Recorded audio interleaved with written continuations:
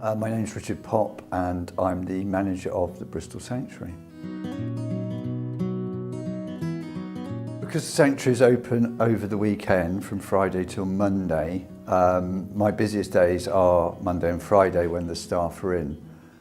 So my role is predominantly kind of guiding what is a new and quite unusual service and supporting staff to do their job. The Sanctuary is part of Bristol Mental Health. It's an out-of-hours service, so it runs from 7 in the evening till late, till 2 in the morning, for people in emotional distress as a result of their mental health. We work closely with the hospitals, GPs, and various other kind of groups to provide a kind of a really welcoming environment where people can come and talk. We're kind of like a helpline that you can visit.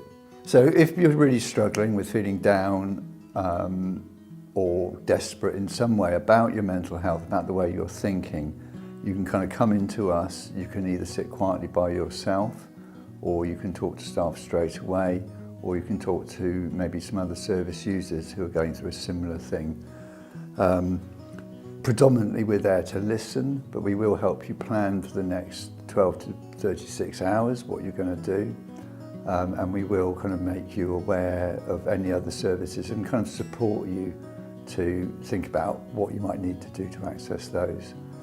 But we're there to listen to whatever you have to say.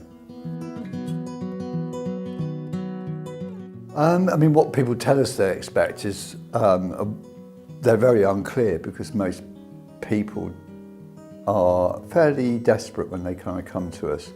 So I think it's quite a big step to kind of reach out, and they may have been directed by the crisis team, by A&E, by the police, by their GP might have made them aware. So I think a lot of people are very uncertain what to expect. So what they get is a warm welcome and an offer of a cup of tea, and reassured that they can either say as little or as much as they want straight away, or they can just sit somewhere knowing that they're kind of safe. So I think a lot of people are very unsure about what to expect when they come. And people tend to come when they're feeling pretty desperate. They might have been sat at home all day or for a number of days, not talking to other people. They might have sought help in other places and kind of got it, but it's perhaps not exactly what they need at that moment. So we do provide a very much a listening ear.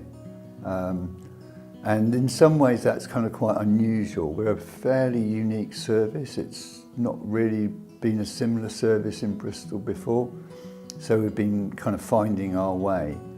And I think the feedback from service users and from our partners is what we offer is the opportunity for someone to kind of come and go there, just to say whatever's on their mind, or not, to kind of test the water a little bit.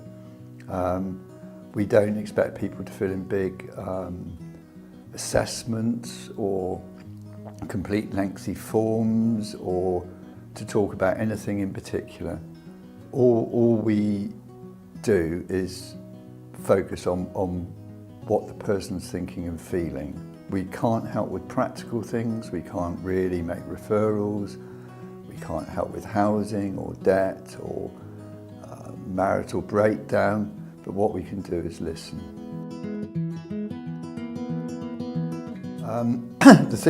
Staff come on duty at 5 p.m. on a Friday or Saturday or Sunday or Monday, and they will pick up any messages. So the way to access us is, the best way is by phoning 0117 954 2952. Either leave a message or speak to the staff if it's in opening hours, and we'll have a brief chat about what's going on. And then we will tell you where we are, which is 1 New Street in the centre of Bristol, and assuming that you've picked the right service, we will just say kind of come on down. If you've left a message, then we will respond to it at 5 p.m. We only have limited capacity, so we can't say yes to everyone. But if it is the first call that you've made, we will almost certainly say, come on in. We will prioritise people who haven't been in before. You need to find your own way down there, but we will pay for a taxi home. So you don't need to kind of worry about getting home, you only need to worry about getting down.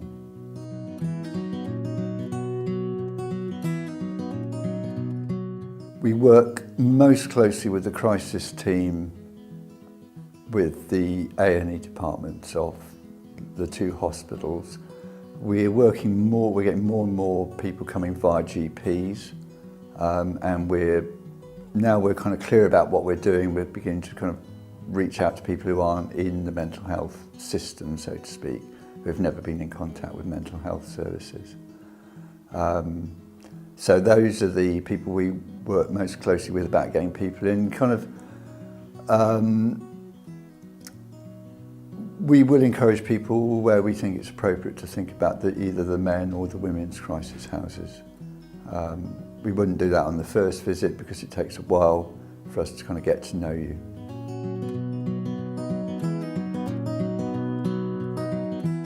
It means that we are part of a system which is kind of like a developing network of services, and it means that we can hopefully work together to ensure that people kind of get the right help to alleviate both the kind of immediate. We tend to deal with people who could, well, we use the phrase in distress, but frequently people are in crisis. They may have tried to hurt themselves in some way immediately before coming in, or be very seriously planning it. So we do work with people like that, but being part of the system means that we hope that not only can that be alleviated, but there can be some way out of that identified. So we input notes into a big electronic patient record system, so people who, other kind of people involved can see what's kind of going on and hopefully think, actually, I need to kind of catch up with that person. And it also means that we can remind people of where there are positive things happening in their life. I think it works. I mean, the feedback from all the service users who've come in, we're getting busier and busier. We have kind of between 4 and 8 people a night, and the feedback is it makes a real difference just to kind of come and say what's going on. So most people will be quite desperate when they kind of come to us, and they're not going to change overnight, but they will leave feeling less at risk and more able to kind of face the next day. Well, I think it is an unusual service. There aren't many services like it in the country. I mean, they are springing up. I've always worked in kind of innovative ways. I've been involved with social care for a long time, and this is another opportunity to develop something new.